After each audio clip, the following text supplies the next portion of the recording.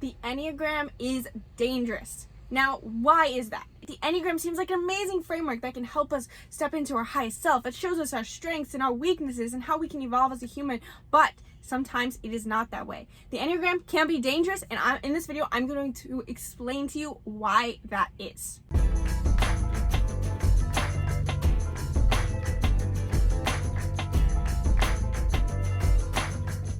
Hello guys, and welcome back to the channel. I'm Gabby, and here at Making Mindfulness Fun, we help you on a journey to higher consciousness so you can experience more joy, love, and emotional liberation. Now, if you've been following our channel for a while, you know that we talk about the Enneagram a lot, but we talk about the Enneagram in correlation with the chakras, the energy fields, and personal development to step into your highest self, elevate your consciousness, and feel empowered. So why is it that I'm saying that the Enneagram is dangerous? So today I'm going to be discussing how your Enneagram is created and how we are using Enneagram as a blockage and as a bodyguard to not actually step into our highest potential and to our highest self. So the Enneagram gives us a wonderful framework.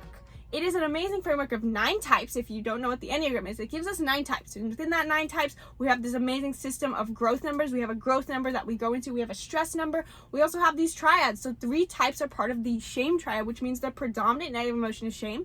There's a fear triad, whose predominant negative emotion is to feel afraid and anxious. And then we have the anger type, whose predominant negative emotion is anger. Of course, all of these negative emotions, fear, anger, and shame, they can all come back to still fear, to emotional fears of shame, which is why I talk about shame so much on this channel. If you guys have not checked out my shame videos, you can check out the playlist right here where I talk about self-worth, because self-worth affects all of these Enneagram types, as I've discussed in so many of our videos.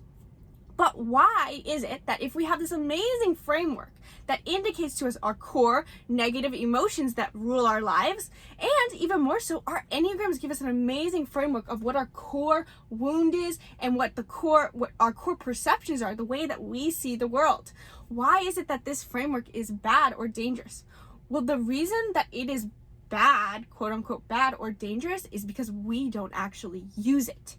We love the Enneagram because it actually gives us amazing amounts of power to overcome our programming. But the truth about many of us who are into the Enneagram is that we don't want to we don't want to heal our perceptions and heal our programmings and heal our past emotional burdens. But we are on a mission to make it so that you guys are capable of going into these emotions, because a lot of times the reason we don't want to heal these perceptions and these past emotions is because it's difficult.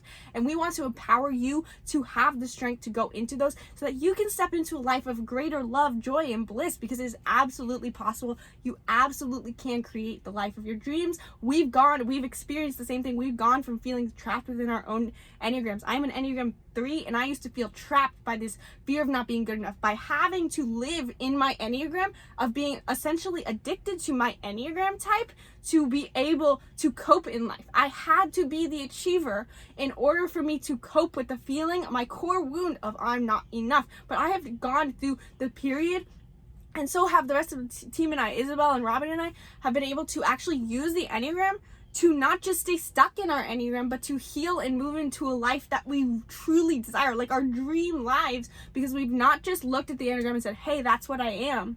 I'm going to stay identifying with this thing, because it allows me to stay in this sheltered box of like, oh, I don't feel like I'm enough. In my case as an Enneagram, I don't feel like I'm good enough, so I'm just going to try to be the achiever in everything in my life, and I'm just going to stay in this mode of living for the rest of my life because it's comfortable. Instead, we have used our types, Enneagram 3, Enneagram 9, Enneagram 8, and we have used those types to indicate what our core wound is and our core programming is, and looked at it and said, I'm going to resolve this. And by resolving it, it has allowed us to completely transform our bioenergy fields and change the neural pathways of our brains, the neurochemical addictions that we have to our suffering, and instead make it so that we are transferring out of our primal innate tendency to be addicted to our negative emotions. And we have shifted that into a conscious choice to think the best out of our lives, to think the best about ourselves, and rewire our future for amazing possibilities. Now, we'll go more into that in other videos, but really quick, in this video, I'm going to explain to you how it is that your Enneagram has what created you, and why it's dangerous, because it's not all of you. Because the dangerous part of the Enneagram is we allow it to be all of us, and something that creates this barrier to not go further in our journey to our highest self. So your Enneagram is born from your programming. Now, if you've never heard the word programming before, you have to think of it like a computer software. When you have a computer, you have the hardware. That's the metal and all the clunky actual material that you hold. That's the hardware. Now, the software is the operating system that computers have. So on like a MacBook, for example, you have the iOS. That's their operating system that computer uses to make the computer function the way it does. It makes it have the screen look a certain way, makes the applications look a certain way. It's the operating system that is the baseline through which the computer can now have new applications, use different functions. Okay, so that is almost exactly the same way that our programming is. We are born with a hardware, a body, right? And I will mention that I believe everyone is born with a unique soul, and we can take numerology and astrology into account, but we don't have to. You are born with a unique soul. With our body and our unique soul, we are in this world, and we are now interacting with the world. As we grow up in childhood, from the age of 0 to 14, we develop what is our programming. And this programming is what we hear, what we see, what we do, what we are told is right or wrong in childhood. And this can come from a variety of different things. Predominantly our parents. The other things that have influenced that, though, is just our general environment, including our friends, our school, our extended family. All the different things that we're exposed to from the age of 0 to 14 creates that operating system through which we see the world, and that is our programming. So now we are essentially seeing the world through an altered lens, essentially like putting on sunglasses, and now it's tinted a certain way, like purple or red. And each of these Enneagram types, now while everyone has different programming, everyone has different wounds, everyone has a different soul, but dependent on the soul that you were born with, we believe that you are born with only a couple different unique possibilities of Enneagram type. We think that there's about 3 or 4 different Enneagrams that you could have been. Because, for example, in my case, I was absolutely terrified of people from the age that, from as long as I was born. My parents would tell you that I was even like scared of my dad for a long time because I was so terrified of people. And as I grew up, at the age of 6, I was like, I would not talk to family members, and if I wanted to be a great athlete, you know, from the age of 6, I was in a lot of competitive sports, but I was so terrified of having to show up at a new soccer practice or gymnastics or new sport, and I hate having to be around people. So how is it that from such a young age I was so shy? Shy is like such a blanket statement, but I'm just gonna use the word shy for now. That I was like terrified of rejection. I was terrified of the feeling of shame from birth, okay? So this is why we talk, and then, you know, I could use different examples for Isabel and for Robin. We are all born with unique souls. So I don't think it was possible for me to be certain Enneagram types. There are certain Enneagram types that don't seem in the picture, and when you really look into people's unique soul that they were born into, especially when we add in numerology and astrology, it becomes very clear that only a couple Enneagrams are possible. But once you've got the unique soul, then you've got all this programming on top of it. Things that are reinforced and things that are discouraged. And so this is why, like, for example, I have 4 other siblings in my family. My mom would say that, and my mom and dad would say that she parented us almost the exact same way. But we all ended up as 5 totally different Enneagram types, which is crazy. In our family of 7, we have 7 out of the 9 personality types. But if she parented us the same, how is it possible that we're all different? Because programming is not the only factor. It's your programming applied on top of your hardware, including your soul. So now we are seeing the world through a lens, and dependent on our soul with our programming, that created a core wound. And a lot of times when we say core wound, a couple different like synonyms that we use when we're talking about the core wound is an unmet need or a trauma. So a core wound is essentially the same as a trauma, but sometimes a lot of people who don't feel like they've experienced severe traumas in their lives, it's better to just say an unmet need, but it's still the same thing. You have a core wound that was distinct in your childhood that felt like an unmet need or a trauma, something very severe that threatened you as a child. And now you've got a lens through which you see the world. So now, for example, me, if I felt like I was already fearful of rejection and shame as a child, and then I grew up I was fairly talented at sports. I grew up fairly athletic, so I was in an environment where my parents just naturally pushed me in competitive sports. But then being in competitive sports naturally sets you up in an environment where you're disposed to coaches and parents and all these people who are telling you need to be better, you're not good enough. So now my lens through the world is that I'm not good enough, I need to be better. So my unique soul applied with programming created me to be a type 3. So let's use this as an example. Why is that dangerous for me to know that I'm an Enneagram 3? Why is it bad for me to know that? Well, if I use the Enneagram system and just stop right there at the Enneagram, I would now just live the rest of my life like I began this video with. I would live the rest of my life hiding behind the excuse that I always have to be an achiever. And that's not necessarily beneficial for my life. Even though I myself, my ego mind, the one that's trying to protect me because it thinks that the survival method that was necessary for me was to achieve.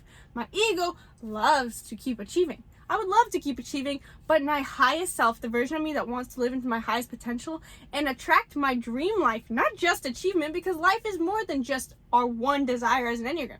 We want it all, and it's okay to want it all. And by want it all, I mean you want the self-fulfilling life that you have. You want the relationship that you desire. You want the career that you desire. It is good to want all three of those things. That is your highest self. Okay? You want is I read a great quote in the book Ask and Fulfill Your Destiny, and it said something to the extent that wanting is essentially this pull towards our highest self that we naturally have within us as humans, and that is okay, because as long as that want is coming from just an intrinsic place where you're only working on bettering yourself, want is a good thing. You can have all three of those things. So if I stop at my Enneagram, I'm very limited in the other areas of my life, in my social life, my relationships with people. Sometimes my achievement gets in the way of the way I feel with my interactions, because my achievements reinforce the idea that I'm not good enough. And in my relationships with people, and all people, not just like romantic relationships, I am approaching all the relationships in my life with the lens that I'm not good enough. And so I don't show up necessarily the way I want to in my interactions with people. And so this is an example of how the Enneagram limits us, and how a lot of us in the Enneagram world are using this to limit our growth into our highest self. So in Dr. Joe Dispenza's book, Becoming Supernatural, there's an amazing segment of the book where he discusses this idea that your personality creates your personal reality, but also your personal reality creates your personality. Now I know that's a little confusing of words there, but think about it. Think about it in the terms of how the nurture versus nature argument. So what I expressed to you about how your Enneagram is developed, it is a combination of nurture and nature. Your nature, how you came out, applied with nurture, creates your Enneagram. So it's not one or the other. It's very silly for any of us to argue if it's one or the other, but it goes both ways. So the expression that I just explained to you, how you're born, soul, you have your soul, and then you have programming, and that creates your Enneagram. That's your personal reality creating your personality, which makes sense. It's not false. But there's another aspect of this, and it's that your personal reality, the lens through which you see the world, depending on your Enneagram, creates your personal or your personality. What this means is that our Enneagram, we can realize that, our childhood created our Enneagram, and now we are going to allow it to reinforce our life for the rest of our lives. We are going to allow our addictions to certain things. We all have addictions. You have neurological addictions. This is a scientific data point that we have neurological addictions to negative emotions. So a lot of people in the shame triad have an addiction to feeling unworthiness. People in the fear triad have an addiction to fear, have an addiction to suffering. And we could go on and on and on. It's different for each Enneagram type and your unique person. And we have this Enneagram type, and we can keep looking at the world and seeing all the negative things that could occur within that emotion, because we're actually addicted to it if we don't step in and change it. And so this is where it's key to go past your Enneagram. To go past your Enneagram by actually going deeper into your programming. We need to go dive deep and resolve this programming if we want to actually elevate our lives and stop staying addicted to our negative emotions and fulfill all three of those things we truly desire. We want health. We want a self-fulfilling, passionate life that we do the things we love. We get to do our hobbies, and we have great relationships, and we have a career with purpose. And we can't do those things if we stay limited by our Enneagrams and we use them as excuses, and more so, we allow the program to keep reinforcing more of that program. We can shift this. And that is why I'm excited to share that Robin and I are going to be co-hosting an Empowered Warriors webinar. You can save your spot now if you click the link below. But in this webinar, we are going to explain to you a simple 3-step formula on how you can actually heal your core wounds and overcome your programmings, which are essentially limitations. Because in the end, our Enneagram can be a tool or it can be a limitation. And we want to help you make it the former and not the latter. By using the Enneagram, in this webinar, we're going to help you actually break down what your programming is, explain to you more in detail how it came to be and how you can actually identify the core moments which created your core wounds, but not just sitting in those negative emotions and be like, oh, that happened to me in my past and that made me who I am today, because that is just one side of healing and stepping into your highest self. We have a feminine and a masculine side of healing. The feminine side of healing is looking into our past and allowing ourselves to feel the emotions that we never allowed ourselves to feel in the first place. And the second part of it is to alter our perceptions going forward. And that is everything that this whole webinar is about. This webinar is about the yin and yang, the masculine and the feminine side of healing, so you can actually step into true empowerment and become a warrior of your highest self. So I hope this video has helped you understand why the Enneagram can be dangerous, but it can also be incredible if you use it in the right way to indicate your programming and to heal it and alter your perceptions going forward. I'd be so excited if you joined us in the webinar, because we're going to be diving deep into how you can alter your perceptions going forward in an easy, simple way. It's only a 3-step formula, and we're going to help you guys actually be able to apply this to your life without feeling like this sense of overwhelm that you're like, I don't really know how to heal. I'm so busy with my life. I'm so stressed. I gotta deal with my job. Might have kids. You might have a relationship that you're currently dealing with, and it's stressful and anxious. But the truth is, you need to make time for this in your life, because if you just make the time for this one little thing to start shifting and healing and stepping into your highest self, the other things are going to become so much easier. You're going to elevate your consciousness, and if you elevate your consciousness, then literally you start changing the way that your brain functions and processes information, which makes things easier, because you're not looking for the stress and the anxiety. You're not addicted to the stress and anxiety anymore if you can shift this. So hope you guys join us, and if you like this video, please like it. Let me know in the comments below, subscribe, and we'll see you guys later.